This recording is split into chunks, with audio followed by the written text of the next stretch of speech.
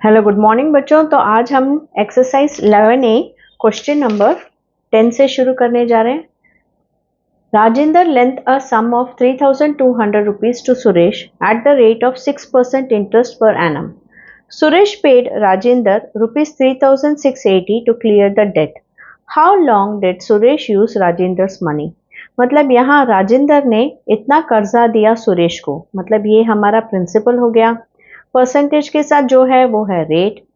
फिर सुरेश ने पे किया राजेंद्र को 3,680, जिससे उसका कर्जा क्लियर हो गया। That means this is the amount which includes principal also and interest also. यहाँ हमसे पूछा गया है how long did Suresh use Rajendra's money, मतलब सुरेश ने राजेंद्र का पैसा कितने टाइम तक यूज किया। सो यहाँ हमसे टाइम पूछा गया है। तो बच्चों यहाँ जो भी इंफॉर्मेशन दी गई है वो पहले हम लिख लेंगे। यहाँ राजेंद्र ने कितना दिया, प्रिंसिपल दैट इज ₹3,200 और अमाउंट उसने क्लियर किया 3,680 रुपीस में और रेट है 6% पर एनम। अब हमसे टाइम पूछा गया है। तो बच्चों देखिए अमाउंट और प्रिंसिपल है इधर और हमें पता है तीन चीज़ों का रिलेशन, अमाउंट, प्रिंसिपल और इंटरेस्ट का रिलेशन हमें पता है। तो हम amount is equal to principal plus simple interest, इस फॉर्मूले से पहले तो सिंपल इंटरेस्ट क्या है वो फाइंड आउट करेंगे। ये हमारा फर्स्ट स्टेप होगा। अमाउंट की जगह 3,680, प्रिंसिपल की जगह 3,200 प्लस सिंपल इंटरेस्ट। तो जब 3,200 इधर चला जाएगा तो माइनस हो जाएगा। तो 3,680 माइनस 3,200 ये हमें सिंपल इंटरेस्ट देगा विच इज़ 480 रुपीज़। तो अब हमारे पास फर्स्ट स्टेप में हमने सिंपल इंटरेस्ट को फाइंड आउट किया। अब हमें सिंपल इंटरेस्ट पता है तो हम सिंपल इंटरेस्ट का फॉर्मूला लगाकर टाइम को पता करेंगे। सिंपल इंटरेस्ट की जगह हम क्या लिखेंगे बच्चों, 480। प्रिंसिपल हमारा 3,200, रेट है 6%, टाइम हमें पता नहीं। तो हम यहाँ जो सॉल्व हो सकता है वो सॉल्व करेंगे। जैसे ऊपर दो जीरो नीचे दो जीरो कैंसिल। अब ऊपर क्या बचा, 480 is equal to 32 into 6 into T. तो अगर हम टाइम को फाइंड आउट करना चाहते हैं तो इन दो नंबर्स को राइट हैंड साइड से लेफ्ट हैंड साइड लेके आएंगे। तो ये अब न्यूमरेटर में है तो ये अब डिनोमिनेटर में आ जाएगा। ये हमें टाइम देगा। अब देखिए 6 1s are 6, 6 8s are 48 और ये 0, मतलब ये दोनों ही 6 टेबल्स के फैक्टर्स हैं। 6 1s are 6, 6 8s are 48 और ये 0 के साथ 0। अब ये दोनों ही 8 टेबल्स में जाएगा। 8 10s are 80 और 8 4s are 32। ठीक है, सो 8 4s are 32, 8 10s are 80। अब 10/4 दोनों 2 टेबल्स में जाएगा। 2 2s are 4, 2 5s are 10। तो आंसर आ रहा है 5/2। अगर हम 5/2 को लॉन्ग डिविजन करें तो हमारा आंसर होगा 2.5 years। 11th सम देखिए, Alok paid 6720 to clear a debt of 6,000 to the bank after 1 year 6 months। मतलब 6,720 देने से उसका कर्जा क्लियर हो गया, लेकिन उसने कर्जा लिया 6,000 का था लेकिन वो इतना पे कर रहा है, मतलब ये तो अमाउंट हो गया जिसमें सिंपल इंटरेस्ट इंक्लूडेड है। तो पहले तो हम इन दोनों को माइनस करके सिंपल इंटरेस्ट फाइंड आउट करेंगे, फिर उस सिंपल इंटरेस्ट की मदद से हम रेट फाइंड आउट करेंगे। लेकिन यहाँ टाइम जो है वो 1 year 6 months दिया गया है, तो हमें सारे मंथ्स में कन्वर्ट करने होंगे और उस मंथ्स को ईयर्स में। तो शुरू करते हैं। अब देखिए बच्चों, यहाँ प्रिंसिपल और अमाउंट है और हमें पता है प्रिंसिपल और अमाउंट का रिलेशन क्या है, amount is equal to principal plus simple interest. तो पहले तो मैं सिंपल इंटरेस्ट फाइंड आउट करूंगी, जिसके लिए मैं पी को यहाँ लेके आऊँ तो माइनस हो जाएगा। तो अमाउंट माइनस प्रिंसिपल, तो अमाउंट माइनस प्रिंसिपल हमें सिंपल इंटरेस्ट देता है। सो अमाउंट 6,720 में से अगर मैं 6,000 को सब्ट्रैक्ट करूं तो मुझे 720 रुपीज़ सिंपल इंटरेस्ट मिल रहा है। तो इस सिंपल इंटरेस्ट मिला है तो मैं सिंपल इंटरेस्ट का फॉर्मूला लगाकर टाइम पता करूंगी। लेकिन यहाँ और एक चीज़ है, टाइम जो है 1 year 6 months दिया गया है। अब 1 year का मतलब क्या है, 12 months। तो क्या मैं कह सकती हूँ 1 year 6 months is equal to 1 year है 12 months plus 6 months already, so totally है 18 मंथ्स। लेकिन हमें टाइम हमेशा ईयर्स में लिखना होता है, मतलब हमें इस 18 मंथ्स को ईयर्स में कन्वर्ट करना होगा। ठीक है, क्योंकि यहाँ सिर्फ 1 ईयर होता तो कोई बात नहीं थी, लेकिन 1 ईयर और 6 मंथ्स है, तो टोटली कितने मंथ्स हो गए बच्चों? 1 ईयर का 12 मंथ्स और 6 मंथ्स दोनों को ऐड करने से 18 मंथ्स। तो 18 मंथ्स कितने ईयर्स हुए ये फाइंड आउट करना है। 1 ईयर में होता है 12 मंथ्स, तो इस 18 मंथ्स को मंथ्स के नीचे लिखेंगे। 18 months is equal to how much year, तो 1 के ऑपोजिट क्या है 18, 1 18 आर 18, जो बच गया उसे डिवाइड, सो 18/12 क्वेश्चन मार्क किधर है ईयर के नीचे, तो ये है 18/12 ईयर्स। ठीक है, तो जब भी हम मंथ्स को ईयर्स में कन्वर्ट करना चाहते हैं तो डिवाइड बाय 12 लिखेंगे। तो अब सम पे आ जाते हैं। सिंपल इंटरेस्ट की जगह जो हमने सिंपल इंटरेस्ट फाइंड आउट किया वो लिखेंगे, पी के जगह लिखेंगे ये जो हमारा 6000 है, रेट हमें फाइंड आउट करना है, और टाइम हमने 18 मंथ्स को ईयर्स में कन्वर्ट किया है विच इज 18/12। अब ये 100 भी जो नीचे है वो भी तो लिखना है, तो ये हो गया हमारा सम। अब इसे सॉल्व करने से हमें आर मिल जाएगा और हमसे रेट ही पूछा गया है। ये दोनों देखिए बच्चों 6 में जाएगा, पहले तो मैं जीरोस को कैंसिल कर देती हूँ, ऊपर 2 जीरो नीचे 2 जीरो, ये दोनों 6 टेबल्स में जाएगा। 6 10s are 60, 6 2s are 12, ये दोनों 2 टेबल्स में जाएगा।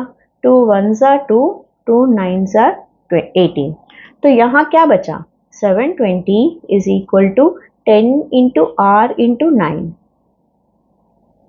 तो मैं r को इधर रखूंगी, 10 और 9 को राइट हैंड साइड से लेफ्ट हैंड साइड लाऊंगी तो डिनोमिनेटर में आ जाएगा 10 इंटू 9, तो यहाँ क्या बचेगा सिर्फ r, 0 0 cancel, 9 1s are 9, 9 8s are 72, सो 8% है हमारा rate of interest.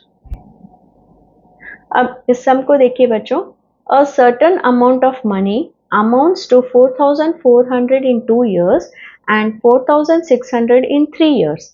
Find the principal and rate of interest.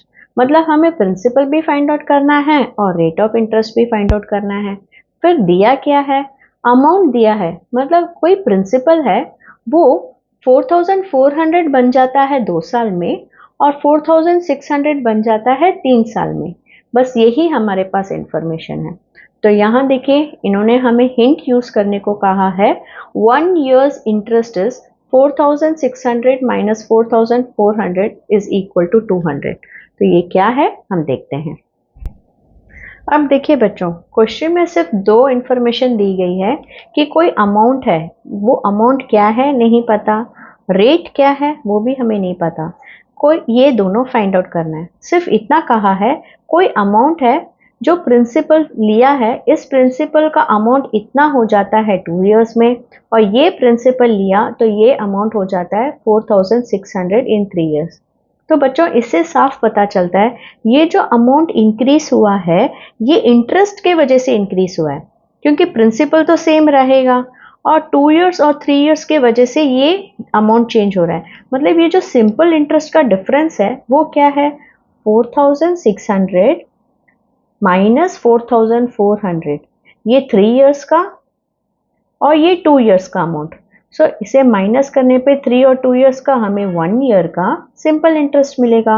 4600 में से 4400 गया तो 200 रुपीज सिंपल इंटरेस्ट है वो 1 ईयर का है, ये हमें पता चलता है इस इंफॉर्मेशन से।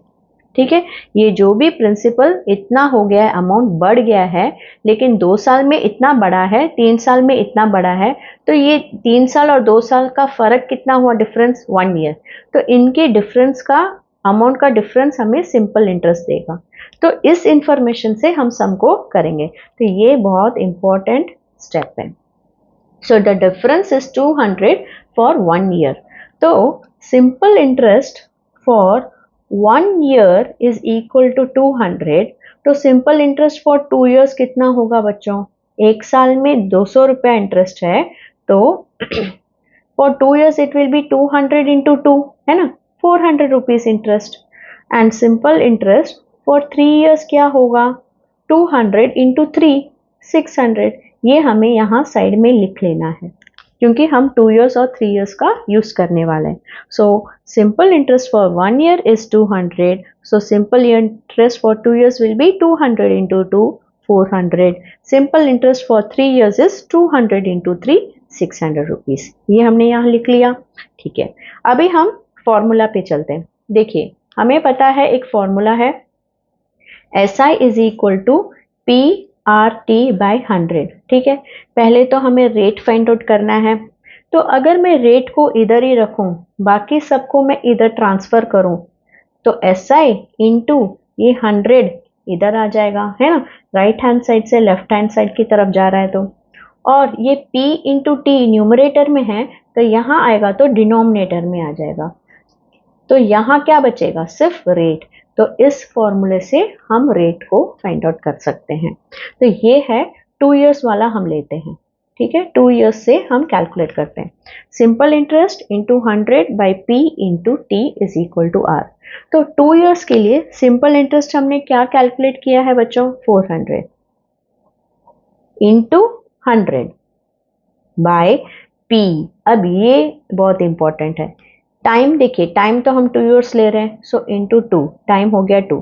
अब बच्चों क्या मैं प्रिंसिपल को अमाउंट माइनस सिंपल इंटरेस्ट कह सकती हूँ, क्योंकि फॉर्मूला क्या है इन तीनों का, amount is equal to P plus SI।